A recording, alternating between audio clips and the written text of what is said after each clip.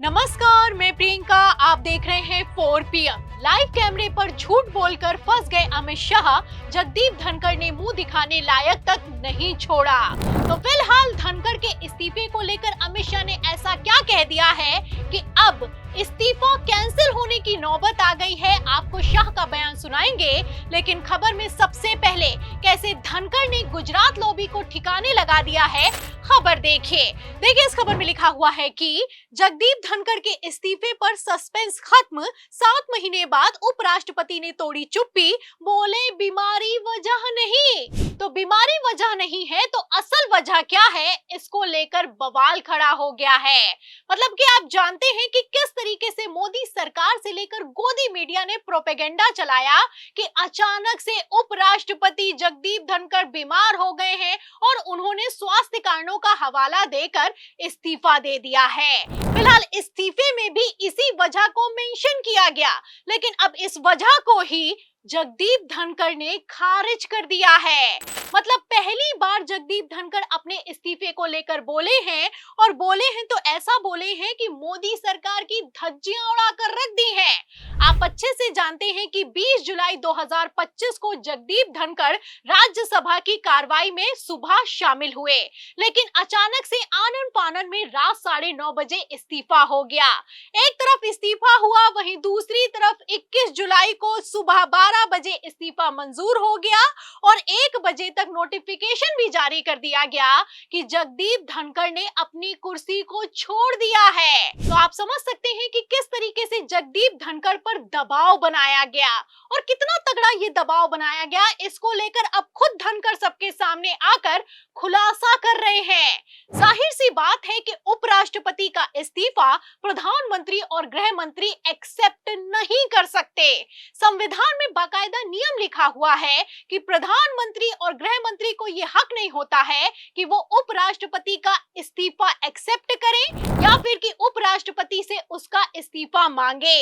लेकिन फिर भी इस्तीफा हुआ और राष्ट्रपति द्रौपदी मुर्मू की गैर मौजूदगी में हुआ। जाहिर सी बात है कि राष्ट्रपति द्रौपदी मुर्मू को ही ये हक है कि वो उपराष्ट्रपति का इस्तीफा एक्सेप्ट कर सकती हैं। लेकिन फिलहाल उपराष्ट्रपति और राष्ट्रपति की जब मुलाकात ही नहीं हुई तो काहे का इस्तीफा, और इस्तीफे का अब कारण भी झूठा निकलकर सामने आया है। तो आप समझ सकते हैं कि किस तरीके से ये इस्तीफा ही गैर संवैधानिक हो गया है। तो खबरें तो चलाई जा रही थी कि जब पूर्व उपराष्ट्रपति जगदीप धनखड़ राष्ट्रपति से मिलने के लिए पहुंचे तो सारे प्रोटोकॉल को तोड़ दिया और धनखड़ ने आधे घंटे इंतजार किया। लेकिन इसका खुलासा भी आरटीआई में हो चुका है। आरटीआई में साफ बताया गया है कि राष्ट्रपति और उपराष्ट्रपति की मुलाकात को लेकर किसी भी तरह की कोई भी जानकारी राष्ट्रपति भवन के पास मौजूद नहीं है। ऐसे हालातों में आप समझ सकते हैं कि किस तरीके से गुजरात लॉबी ने उपराष्ट्रपति को जबरन उनकी कुर्सी से हटाकर बड़ी चूक कर दी है, क्योंकि धनखड़ ने अब मीडिया के सामने आकर खुलकर बोलना शुरू कर दिया है। जाहिर सी बात है कि अमित शाह अब अपने ही बनाए जाल में बुरी तरीके से फंस गए हैं।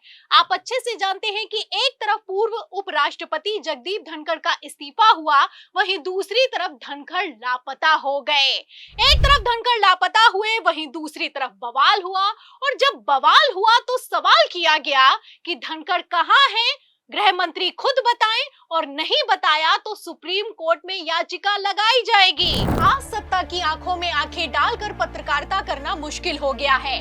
हम पर मुकदमों से लेकर चैनल को बंद करने का लगातार दबाव बनाया जा रहा है। मुश्किल दौर है, लेकिन हम हार नहीं मानेंगे।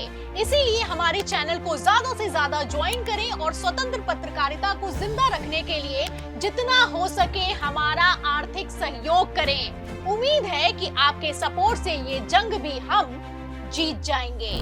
आपको बता दें कि अमित शाह विपक्ष के दबाव में आ गए, और इसी दबाव में आकर जो उन्होंने बयान दिया है वो अब सोशल मीडिया पर वायरल हो गया है। धनखड़ साहब के साथ क्या हुआ था?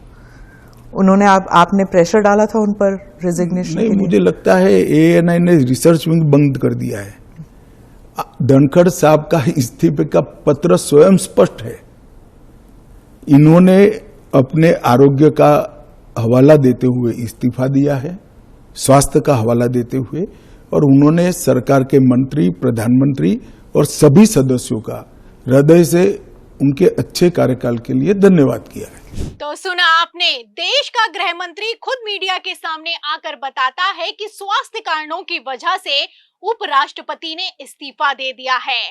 फिलहाल अब इस्तीफे की वजह ही जब झूठी साबित हो गई है तो अमित शाह का क्या होगा, और अमित शाह गैर संवैधानिक इस्तीफा लेने के चलते अब क्या जवाब देंगे ये देखना होगा। क्योंकि गैर संवैधानिक तरीके से अगर प्रधानमंत्री और गृह मंत्री उपराष्ट्रपति पर किसी तरह का कोई दबाव बनाते हैं और ये दबाव अगर साबित हो जाता है तो दोनों को लिखित में जवाब देना पड़ सकता है, और कहीं अगर पुख्ता जवाब नहीं दिया तो दोनों की कुर्सी को खतरा भी हो सकता है। तो फिलहाल होने को कुछ भी हो सकता है, और जिस तरीके से उपराष्ट्रपति जगदीप धनखड़ ने कमान संभाली है, जाहिर सी बात है कि आने वाले समय में बड़े खुलासे होने वाले हैं। फिलहाल अभी तो धनखड़ ने क्लियर कह दिया है कि उन्हें दाढ़ी वाले से डर लगता है। तो क्या ये इशारा प्रधानमंत्री नरेंद्र मोदी की तरफ है? फिलहाल अभी तो ये डर लगता है, लेकिन अगर कहीं आने वाले समय में ये डर भी खत्म हो गया तो गुजरात लॉबी का क्या होगा, जगदीप धनखड़ के इस्तीफे का क्या होगा, और अगर कहीं जगदीप धनखड़ का इस्तीफा कैंसिल होने की नौबत आई तो मोदी सरकार का क्या होगा? इन सभी सवालों के जवाब में पूरी रिपोर्ट पर आपको क्या लगता है? क्या उपराष्ट्रपति का इस तरीके से इस्तीफा करवाकर मोदी शाह ने बड़ी भूल कर दी है? जो भी आप सोचते हैं हमें कमेंट बॉक्स में जरूर लिखें। वीडियो को ज्यादा से ज्यादा शेयर करें, हमारे चैनल को लाइक करें, सब्सक्राइब करें, ज्वाइन करें। फिर मिलती है अगली खबर के साथ, तब तक के लिए धन्यवाद।